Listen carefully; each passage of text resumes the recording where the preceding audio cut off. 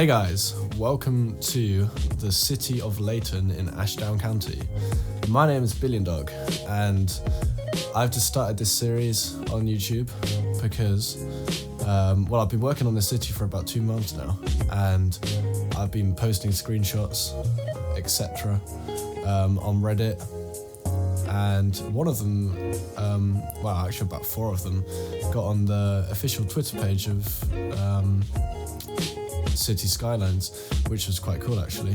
So basically I decided to make a YouTube series out of it, and I've not really done YouTube before. I've got a music channel, go check it out. I do a couple covers on there, but that's a separate story. I'll plug that. I don't need to plug that now.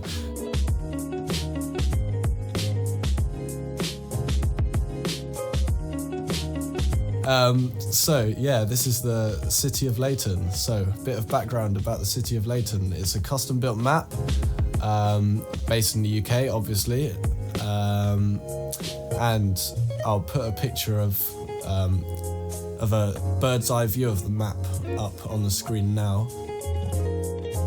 So you can see to the north, there's mountains, very high up. There's a river valley that comes along in the northeast, and basically what I've tried to do is the north of the map represents kind of the north of England up into Scotland, the Highlands, and then over across the estuary down the south of the map, and also to the east, to be fair. There's a lot more agricultural areas and farming areas, and this is going to eventually represent more of the south of England. And then obviously the city is based mainly London. There are, especially if you've seen my screenshots, you'll have seen there's an Asda, and someone called, I can't remember what someone referenced, what town in England someone referenced, but it was not a very nice part of England, let's put it like that. I've tried to capture not just, I feel like people in city skylines, they often tend to capture all of the nice areas. I like to have a mix, so you have the nice parts of town, you have the not so nice parts of town, which brings me into next episode actually. Well, we're already going on about next episode and this one's barely started. Yeah, next episode I'm going to be working on kind of terraced housing, post-war kind of houses. And so yeah, that's the background of this series. What's happening on screen? This episode I'm working on trying to fill in all the gaps of the city that I've already that I've had for a while, because I've started this series, I want to expand, but I can't do that until I've finished all of the current parts of the city. So we're filling in all the gaps. At the moment we're working on the southeast portion of the city. It's not really south, it's more it's like central east. And we're working up on this. I've laid a quayside. It's not a quayside because there's no water, but it's an upper part of the city, and down there you can see there's a sunken road and a junction. They're kind of 2 main roads. This goes down through a tunnel down to there's a Docklands area I'm gonna build it like it's been redeveloped, and yeah, we'll have a look at that at a later date. It needs a lot of work done to it. It's quite basic at the moment. There's a tube station down there. Yeah, another reference to London. We have got tube trains running around. Eventually we will get London Overground trains as well, which will be quite interesting. But yeah, and then there's the junction with the main road. It's I think I called it the A41 or the A401, something like that. Anyway, and yeah, two main roads intersect. And yeah, you'll see it a little bit later in the episode when I start working on, there's a big tube station here with 3 entrances. But at the moment, what I'm working on is this little neighbourhood, putting a footpath along, steps down to, basically this city is on a very big hill, and it's interesting to work with all of these different all of the different gradients. Like, you have really high up areas. I say really high up, they are quite high up, but yeah, so you have to work. This is why I've got a lot of these keys everywhere, retaining walls. You've got to work with a lot of different heights of the land, and it's quite interesting trying to get steps and get these footpaths, staircases in between the different heights of the city. But it makes it more interesting than just working on flat areas. I used to do that a lot. I find it quite boring, so it's more interesting to build all of these different heights and try and make it look natural. Well, yeah, natural in between the different heights. So I'm working on a little courtyard at the moment. Got the bins, TNT van. Yeah, this is just kind of a space for it. I do this quite a lot. I have a little park or little courtyard. They are quite common in the UK. Yeah, they usually have a group of houses and then a private courtyard for parking cars behind. So here we go, here's the big junction.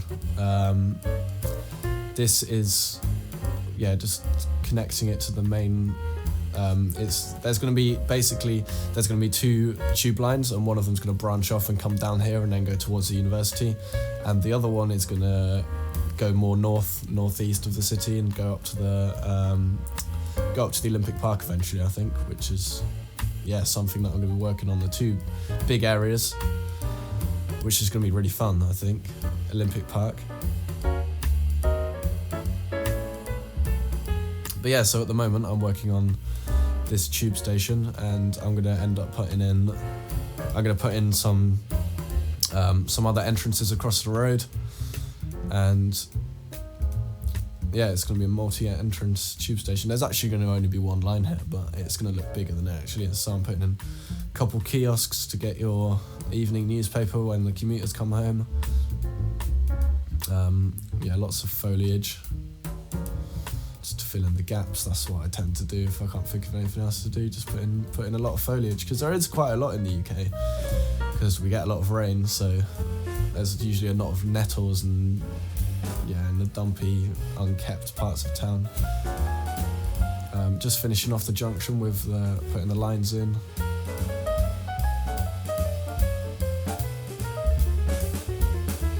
Yeah, there you can see the cross the road entrances into the tube. Putting in a traffic railing, they're quite common as well. A mixture of them and bollards to stop the cars going on the pavement, I guess. It's also just for safety, to stop cars crashing. I don't know what they're for really, probably that. Now putting in this little, it's like a estate of, it's not a housing estate, it's more like a flat estate, if that's the right terminology for it, I have no idea. And yeah, putting in a lot of trees, grass areas. And then behind here, another little car park courtyard.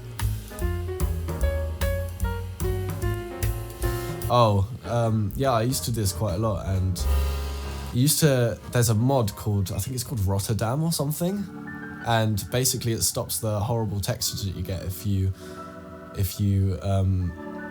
if you like increase the height of a road and there's no terrain underneath it, you used to get these horrible like black textures, whereas this mod it manages to get rid of them, so it's a lot easier to work with height in this game now, which yeah, is really nice to do. So that's one of the reasons why I didn't really change the height of the land very much. I kind of just dealt with it because it's a lot easier to deal with it now. Putting in a couple of no parking signs, well, resident parking only, bushes, etc. Okay, now we're moving on to the new area. So this was the east of the town. It's upside down, but that's the east. Now moving into the west. And if you see my most recent screenshots on Reddit, you'll have seen I built this tube station. It's got steam vents because yeah, basically back in the day, the tube in London used to have steam trains running on it, and they had to have these vents to let the steam out, because otherwise it would all just get stuck in the tunnels and it wouldn't be very nice, and people wouldn't be able to breathe down there. So yeah, they had all these vents. So they've been left a lot, especially on the older lines. So I decided to build 2 of them at this station, and then it's quite cool because you can see the tube trains running underneath. So yeah, just filling in the gaps. It's one of the problems that I find is when you're working with ploppable surfaces. I think there is a mod that allows the trees to snap, but I don't use it, so it's hard to detail with foliage on ploppable surfaces, because obviously the trees go underneath them, and when there's something underneath, you don't want all of these tree trunks like on the railway underneath, because a little fire there. Yeah, you don't want all the tree trunks on the railway underneath, because when you're going on first person view and doing like tube train rides first person, then you'll see all these tree trunks on the railway line. That's not very good. So yeah, moving on, detailing the back side of the tube station. Put an emergency exit there, and a planter. There's a little alleyway, probably place to park cars in. I was trying to work out, I wanted to put an air conditioning unit on the side of the building, but basically the vanilla air conditioning isn't procedural objects. It doesn't allow you to edit them for some reason. I wish it did, which is really annoying, because some of the vanilla assets are actually quite cool. But yeah, so I ended up putting an AC unit on top of the roof instead.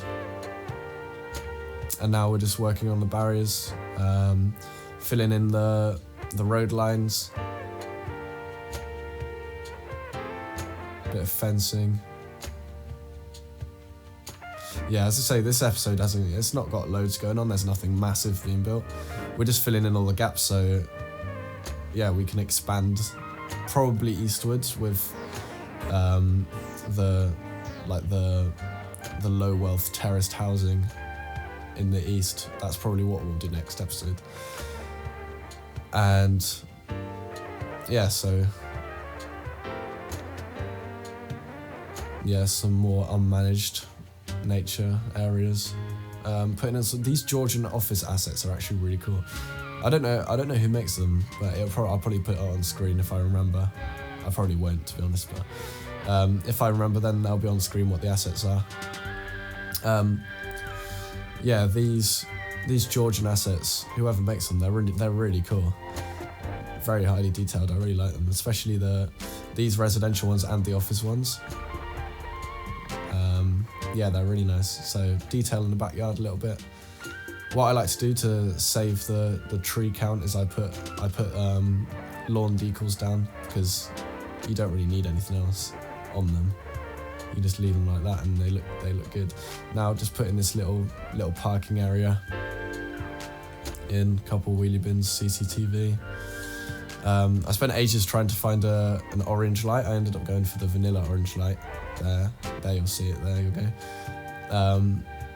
I don't know why, I just feel like it would have an old orange light just that has never been replaced here. Just kind of like it's a forgotten about little area. And yeah, a couple bushes, and we are nearing the end of this episode. So yeah, if you've got this far, thank you for watching.